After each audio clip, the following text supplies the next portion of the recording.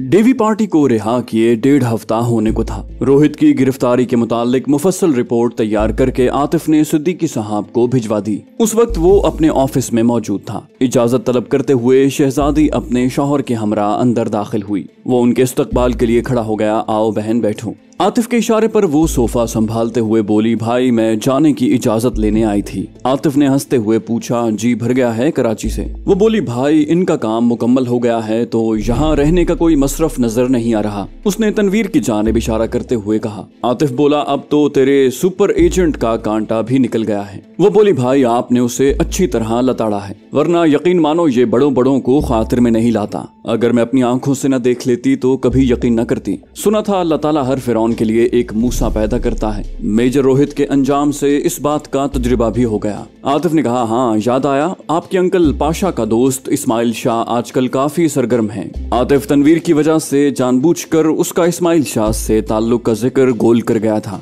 यूं भी शहजादी ने शादी के बाद जिस तरह अपनी साबिका जिंदगी को खैरबाद कहा था वो लायक तहसीन था। वो हैरानी से बोली, इस्माइल शाह वो वापस आ गया है? उसके अलावा भी तो कुछ आदमी थे। आतिफ ने कहा, वो सब मारे गए हैं। शहजादी बोली, और उसे आपने, मेरा मतलब अंकल की वजह से जिंदा छोड़ दिया? वो शहजादी के अंदाज पर मुस्कुराते हुए बोला, नहीं, मैं किसी मुल्क दुश्मन को ताल्लुकात के बिना पर नहीं छोड़ सकता। वो भाग गया था, उसको तो मैं आपके कहने पर भी न छोड़ता। शहजादी ने पूछा, बाकी सरहद पार करते हुए मारे गए थे? आतिफ ने कहा, हाँ, उनके आने की सम्त मैंने पहले से बंदे मुतय्यन कर दिए थे। वो बोली, तो फिर शाहजी कैसे भागा? उसके लहजे में छुपा इश्तियाक आतिफ से मख्फी न रह सका। जवाबन आतिफ ने इजमालन सारी तफसील उसके गोश गुजार करते हुए इस्माइल के नए कारनामों पर भी हल्की सी रोशनी डाली। वो बोली, वैसे भाई गिरफ्तारी के बाद उससे क्या सलूक किया जाएगा? आतिफ ने कहा, इसका इन्हिसार उसके जराइम पर है। वो बोली, अगर वो अभी गिरफ्तार हो जाए? आतिफ ने कहा, वो मजलूम है, कोशिश करूंगा कि उसे कम से कम सजा हो,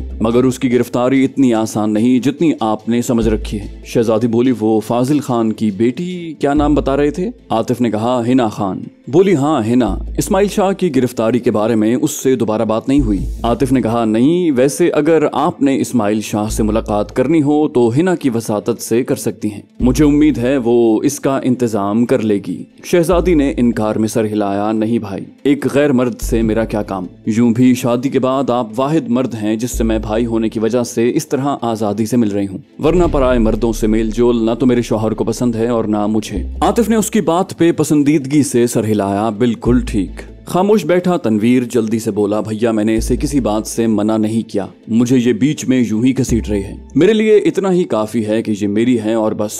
उसकी बात सुनकर आतिफ मुस्कुराने लगा। शहजादी ने उठते हुए पूछा, तो हमें इजाजत है ना भाई? आतिफ ने खड़े होकर कहा, ठीक है बहन, जब तक मैं यहाँ हूँ इस रिहाइश को अपना घर समझना। मेरे लायक कोई भी खिदमत हो तो मेरा मोबाइल नंबर आपके पास है, तकल्लुफ न करना और कोशिश करके कुछ अरसा कराची का रुख न करना। जैसा कि मैं पहले भी बता चुका हूँ, उन्होंने आपको तनवीर की वजह से पहचाना था। गो तनवीर को पहचानने वाले तमाम अफराद गिरफ्तार हो गए हैं, लेकिन इसके बावजूद एहतियात बेहतर है। शहजादी ने कहा, ठीक है भाई, हम एहतियात करेंगे। उसके सर पर हाथ फेरते हुए आतिफ ने तनवीर से मौनिका किया और उन्हें रुखसत करने ऑफिस के दरवाजे तक गया। वापस आकर वो बमुश्किल बैठा ही था कि मोबाइल बजने लगा। उसने कॉल अटेंड की। जी दानिश। उसके ISI के खास दोस्त दानिश की कॉल थी। कहाँ हो भाई? वो बोला, ऑफिस में। दानिश ने कहा, ठीक है वहीं रहो, मैं आ रहा हूँ। थोड़ी देर बाद दानिश उसके सामने बैठा हुआ था। रस्मी कलमात के बाद आतिफ ने पूछा, क्या पियोगे? वो बोला, खाने का टाइम है जनाब। और आतिफ मुस्कुराते हुए इंटरकॉम पर खाने का बताने लगा।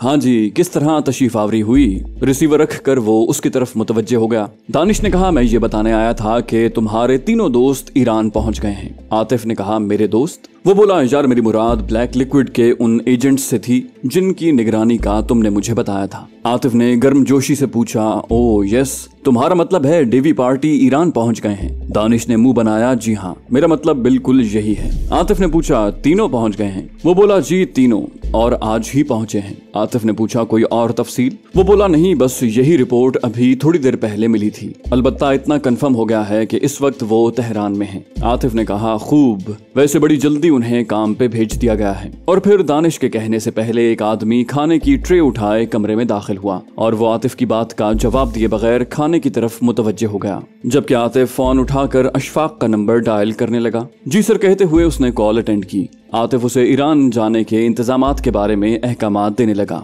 उसने पूछा सर खैर तो है? आतिफ ने कहा हाँ यार कुछ उधार वसूल करने जाना है। अशफाक बोला मेरी गुंजाइश निकल सकती है सर। एक लम्हे सोचकर वो बोला तुम्हारी ठीक है, 1 हफ्ते की छुट्टी करवा लो, ये गैर सरकारी दौरा होगा। अशफाक खुशी से चहका थैंक यू सर। आतिफ ने कहा दुबई की फ्लाइट में सीटें करवा लो, वहां से तेहरान के लिए फ्लाइट आसानी से मिल जाएगी। और अशफाक की ओके सर सुनते ही उसने रिसीवर वापस रख दिया। दानिश ने निवाला निगलते हुए पूछा यानी जनाब बजाते खुद तशरीफ ले जाएंगे? आतिफ ने कहा ऐसा ही है। वैसे तुम्हारे आदमी कहाँ ठहरे हुए हैं? दानिश ने कहा लाला नाम का होटल बता रहे थे। आतिफ इस बात में सर हिलाते हुए सिद्दीकी साहब का नंबर डायल करने लगा ताकि अपनी छुट्टी का बता सके। अशफाक की छुट्टी यूं भी उसने खुद मंजूर करनी थी। इस बारे में उसने सिद्दीकी साहब को एतमाद में लेने की कोशिश न की। हिना को यकीन नहीं आ रहा था कि उसकी जान से प्यारी अम्मी अब नहीं रही। आतिफ, किरण और इस्माइल शाह के हमदर्दाना बोलों से गो उसे काफी हौसला मिला था, मगर वालिदा की मफारकत का जख्म इतनी जल्दी मुंदमिल होने वाला नहीं था। माँ की मौत का जितना दुख उसे था उससे कई ज्यादा दुख उसके बाप को हुआ था। अस्पताल से वापसी के बाद से वो गुमसुम था। अपने गम को भुलाकर हिना वालिद की दिलजुई में मसरूफ रही। उस दिन किरण उससे मिलने आई हुई थी। थोड़ी देर की गपशप के बाद वो अचानक चौंकते हुए बोली हिना रात की खबरें सुनी थी? वो बोली एक अजीब सी खबर चल रही थी, बल्कि मेरे आने की वजह भी वही खबर बनी। हिना ने पूछा क्या, कौन सी खबर? वो बोली कहा जा रहा था कि आंटी जिस कार में सवार थी वो बगैर कागजात के थी और ये कि कार में बारूद एक मंसूबाबंदी से फिट किया गया था। यानी रिपोर्टर का कहना था कि कार बाकायदा खुदकुश धमाके के लिए तैयार की गई थी। हिना गड़बड़ा गई। क्या क्या कह रही हो? किरण बोली यकीन करो अब भी शायद ये खबर चल रही हो, क्योंकि ब्रेकिंग न्यूज 1 हफ्ता तो चलती रहती है। किरण ने कमरे में पड़ा टीवी ऑन कर दिया। कमर्शियल चल रहे थे लेकिन स्क्रीन के नीचे लिखी हुई हेडलाइन पे नजर डालकर हिना का दिमाग भग से उड़ गया। वहाँ वही खबर एक तसलसल से लिखी आ रही थी। ये क्या है? हिना को समझ नहीं आ रही थी कि ऐसा कैसे हो सकता है। किरण बोली इसी उलझन को हल करने के लिए मुझे यहाँ आना पड़ा। हिना बोली मगर मैं इस मसले को कैसे हल कर सकती हूँ? किरण बोली अंकल से पूछो। वो बोली क्या पूछूं? किरण बोली ऐसा करो इस खबर के मुतालिक उन्हें बता दो और देखो वो इस पे क्या रद्द अमल जाहिर करते हैं। हिना ने कहा वैसे कोई ऐसी बात होती तो पुलिस को पूछगिछ के लिए हमारे घर आना चाहिए था। किरण बोली अपनी पुलिस की तेज रफ्तारी को तो तुम अच्छी तरह जानती हो, फिर ऐसे सवालात का फायदा? वो बोली अच्छा मैं पापा से बात करती हूँ, देखो वो क्या कहते हैं इस बारे में। किरण बोली अंकल की बातें मुझे बाद में बताना, फिल वक्त मैं चलूंगी। और हिना उसे रुखसत करके वालिद के कमरे की तरफ बढ़ गई। तेहरान एयरपोर्ट से टैक्सी पकड़कर आतिफ और अशफाक ने लाला होटल का रुख किया। ISI के आदमियों को तलाश करने में उन्हें कोई प्रॉब्लम पेश नहीं आई थी। वो तीनों मुख्तलिफ कमरों में रिहाइश पजीर थे। उस वक्त उनकी मुलाकात सिर्फ मजहर नामी आदमी से हो सकी, बाकी दोनों ड्यूटी पर थे। शनाख्त के कोड वर्ड्स और रस्मी कलिमात के बाद वो बराह रास्त असल बात पर आ गए। सर डेविड नामी आदमी माइक के फर्जी नाम से यहाँ आया हुआ है। कार्ल्स का नाम फ्रैंक और जेम्स का अलेक्जेंडर है। जेम्स और कार्ल्स इकट्ठे रह रहे हैं जबकि डेविड उनसे अलहदा मकान में है। इकबाल डेविड की और फखर बाकी दोनों की निगरानी कर रहा है। आतिफ ने पूछा आप लोग परसों यहाँ पहुँचे थे? वो बोला जी सर। पूछा इस दौरान उन लोगों की कोई खास कार्रवाई? कहा कोई खास नहीं, 1-2 मकामी अफराद से मुलाकात की है, ज्यादातर वक्त अपनी रिहाइश पर ही गुजार रहे हैं। आतिफ ने पूछा इंग्लैंड की कोई खास बात? वो बोला इंग्लैंड से ये फ्रांस चले गए थे, हफ्ता भर इन्होंने वहाँ गुजारा, इनको अहकामात फोन पर ही मिलते रहे। फ्रांस में ये एक अपार्टमेंट में रिहाइश पजीर रहे और खुशकिस्मती से हमें वहाँ खुफिया आला फिट करने का मौका मिल गया। इनकी फ्लाइट में सिर्फ मुझे सीट मिल सकी थी। फखर और इकबाल को एक दिन पहले यहाँ आना पड़ा। आतिफ ने खड़े होते हुए कहा गुड, मैं जरा फ्रेश हो जाऊं फिर इनकी रिहाइश गाहों को एक नजर देखने जाएंगे। मजहर ने कहा सॉरी सर, ठंडे गर्म का पूछा ही नहीं। उसका लहजा नदामत का असर लिए हुए था। चाय का कह दो, खाना हमने जहाज में खा लिया था। ये कहकर आतिफ बाथरूम की तरफ बढ़ गया। चाय पीकर उसने एक बारीक मास्क जेब से निकाल कर अपना हुलिया तब्दील किया और फिर यही कार्रवाई उसने अशफाक के चेहरे के साथ दोहराई और चलने के लिए तैयार हो गए। चलते वक्त मजहर बोला वैसे हुलिया बदलने की कोई खास जरूरत तो नहीं थी सर। अशफाक ने कहा वो हमें पहचानते हैं मियाँ। मजहर ने इस बात में सर हिलाया, फिर तो ठीक है। आधे घंटे के बाद वो डेविड की रिहाइश गाह के सामने मौजूद थे। इकबाल से मिलने के बाद आतिफ ने उसे कुछ जरूरी हिदायत दी और बाकी दोनों की रिहाइश की तरफ बढ़ गए। वहाँ मजहर को छोड़कर वो फखर को साथ लिए होटल में वापस आ गए। फखर की ड्यूटी का वक्त पूरा हो चुका था। बकिया कार्रवाई के लिए आतिफ ने अगले दिन का इंतखाब किया था। हिना की बातों ने फाजिल खान के दिमाग में खतरे की घंटी बजा दी थी। बेटी को तो उसने किसी न किसी तरह मुतमईन करके वापस भेज दिया और खुद उसका शातिर दिमाग इस मसले को सुलझाने में मसरूफ हो गया। जाने वाली चली गई थी, अब उसके गम में अपना गला फांसी के फंदे में देना कहाँ की अक्लमंदी थी। अपना दामन साफ करने के लिए उसने सबसे पहले चौकीदार को अपने पास बुलाया। शाहीन खान, उस दिन वो नई सुजुकी कार तूने किसके कहने पे कोठी में खड़ी की थी? उसके पूछने पे चौकीदार गड़बड़ा कर बोला, सेठ साहब आपने ही तो हुक्म दिया था। फाजिल खान ने उसे झिड़का, हमें इस बात का बिल्कुल पता नहीं, समझे? अगर कोई तुमसे पूछे तो यही कहना कि जो आदमी वो कार लेकर आया था उसने मेरा हवाला दिया और तूने कार कोठी में खड़ी करवा दी। चौकीदार बोला, जी सेठ साहब ठीक है। सेठ फाजिल बोला, और फिक्र की कोई बात नहीं, इस बात पे तुम्हें कोई मुजरिम नहीं ठहरा सकता, और खबरदार अगर तेरे मुंह से इसके अलावा कुछ निकला। चौकीदार ने कहा, जब इसके अलावा कोई बात ही नहीं हुई सेठ साहब तो फिर मुंह से कैसे निकलेगी? सेठ बोला, गुड,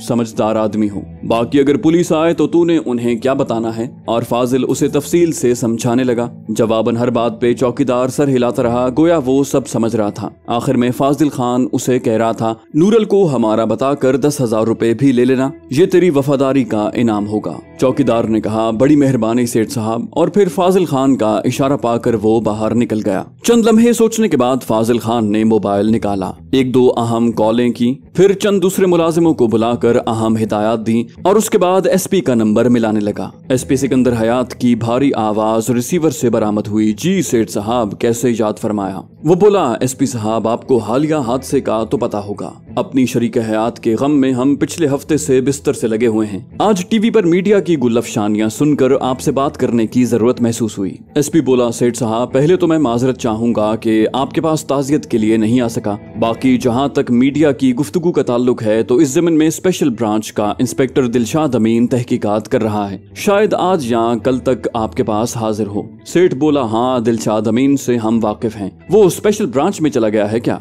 एसपी ने कहा, जी सेठ साहब, उस जैसे मेहनती अफसर के लिए स्पेशल ब्रांच ही मुनासिब थी। फाजिल खान ने झूठे मुंह उसकी तायद करते हुए कहा, ऐसा ही है, बहरहाल अगर हो सके तो उसे आज ही हमारे पास भेज दें ताकि तफसीली गुफ्तगू हो सके। एसपी ने कहा, ठीक है सेठ साहब, मैं बता देता हूँ, थोड़ी देर तक आपके पास पहुँच जाएगा। और फाजिल खान ने खुदा हाफिज कहते हुए राब्ता मुनक़ता कर दिया। चौकीदार को दिलशाद अमीन की आमद का बताकर वो उसके मुताल्लिक सोचने लगा। दिलशाद अमीन निहायत ही ईमानदार और मेहनती इंस्पेक्टर था, उससे गुफ्तगू करते हुए निहायत मोहतात रहने की जरूरत थी। उसकी आमद तक वो बेचैनी से कमरे में टहलता रहा। दिलशाद अमीन काफी देर बाद वहाँ पहुंचा। अलैक सलैक के बाद उसने फाजिल खान से रस्मी ताज़ियत की और फिर अपना मुद्दा बयान किया। सेठ साहब, मेरा इरादा तो कल आपके पास आने का था, अब आपने खुद ही बुला लिया है तो बताएं क्या सूरत हाल है? सेठ फाजिल बोला, सच कहूँ इंस्पेक्टर साहब तो हमें कल टीवी देखते हुए पता चला कि रखशंदा किसी सुजुकी कार में थी, हालांकि घर में ऐसी कोई कार मौजूद नहीं थी। हमने तमाम मुलाजिमीन को बुलवा कर बासपुर्स की तो चौकीदार ने बताया कि वो कार कोई आदमी हमारी गैर मौजूदगी में वहाँ छोड़ गया था, उसके साथ एक कार डीलर का कार्ड भी था। मैंने उस शोरूम में भी बात करके पता कर लिया है, वो भी इस बात से लाइल्म है। दिलशाद ने हैरानी से पूछा, यानी आप इस बात से ही लाइल्म हैं कि मरहुमा सुजुकी कार में डॉक्टर के पास जा रही थी? फाजिल बोला, बिल्कुल यही बात है, उस दिन मैं घर में हाजिर नहीं था और फिर जिस वक्त लौटा घर दाखिल होते ही मुझे ये रूह फरसा खबर मिली। दिलशाद ने पूछा, आपको किसने मुत्तला किया था? फाजिल बोला, मेरे गार्ड्स की गाड़ी उसके पीछे थी। दिलशाद अमीन ने कहा, ड्राइवर के अलावा भी एक हथियारबंद आदमी की लाश कार में मिली है। दिलशाद के लहजे में शक की परछाइयां थीं। फाजिल बोला, बेटी के अगवा के वाक़े के बाद मैंने इस मामले में ज्यादा एहतियात बरतनी शुरू कर दी थी, इसलिए घर वालों के साथ गाड़ी के अंदर भी एक मुहाफिज मौजूद रहता था। फाजिल खान ने सारे जवाब तैयार कर रखे थे। दिलशाद बोला, तो जो मुहाफिज दूसरी गाड़ी में था उसने आपको ये नहीं बताया कि मरहुमा किस कार में सवार थी? फाजिल बोला, ना तो हमने पूछा और ना ही उसने बताने की जरूरत महसूस की, क्योंकि उसके ख्याल के मुताबिक नई कार हमने ही खरीदी थी। दिलशाद बोला, और आज मीडिया की गुफ्तगू सुनकर आपको ये बात मालूम हुई? फाजिल बोला, हाँ, यूं भी रखशंदा की मौत के बाद हम अपने आप में नहीं थे। दिलशाद ने पूछा, उनकी जाती गाड़ी कौन सी थी?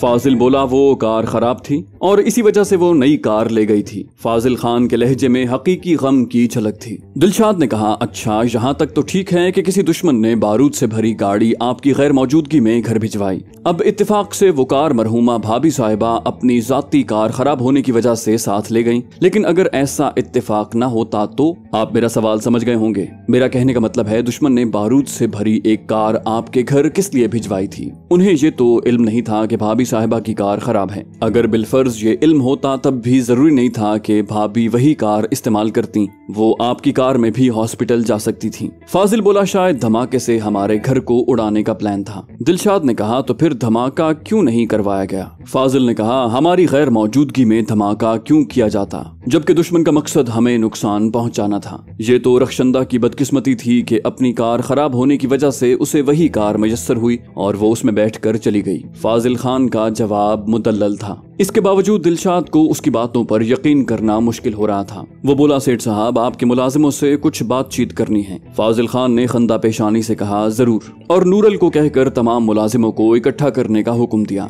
दिलशाद अमीन ने फर्दन फर्दन सबको कुरेदा, मगर वो रट्टे रटाए बयानात दोहराते रहे। घंटे भर की मगजमारी के बाद वो फाजिल खान से मुखातिब हुआ, सेठ साहब, इनके बयानात से तो कोई अंदाजा नहीं हो रहा कि दुश्मन कौन है। वैसे इस्माइल के बारे में आपका क्या ख्याल है? क्या ये उसकी हरकत हो सकती है? फाजिल खान तहसीन आमेज लहजे में बोला, इंस्पेक्टर साहब, बड़ी दूर की कौड़ी लाए हैं। बहरहाल कुछ कह नहीं सकते, हो सकता है उसी का काम हो, क्योंकि बारूद का इस्तेमाल वो अच्छी तरह जानता है, और उसके अलावा भी मेरे काफी दुश्मन हैं। दिलशाद बोला, ठीक है सेठ साहब, फिलहाल मैं चलूंगा। अगर कोई नई बात मालूम होती है तो मुझे लाजिमन मुत्तला कीजिएगा। मेरी तफ्तीश जारी है, इंशाल्लाह जल्द ही असल बात सामने आ जाएगी। फाजिल खान जवाबन इंशाल्लाह भी न कह सका, फकत सर हिलाकर रह गया।